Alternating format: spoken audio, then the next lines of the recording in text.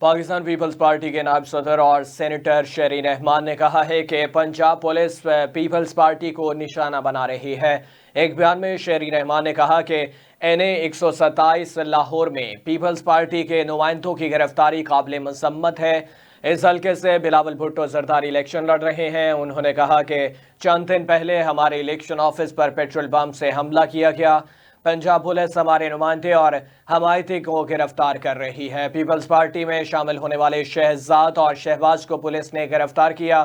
شرین رحمان کا مزید کہنا ہے کہ نون لیگ سے پیپلز پارٹی میں آنے والی خدیجہ پروین کو بھی کل پنجاب پولیس نے گرفتار کر لیا ہے۔ پارٹی عہدیدار نے CCBO سے رابطہ کیا تو انہوں نے غلط زبان استعمال کی۔ پیپلز پارٹی کی رہنما نے کہا کہ شہزاد، شہباز اور خدیجہ پروین کو فوری رہا کیا جائے۔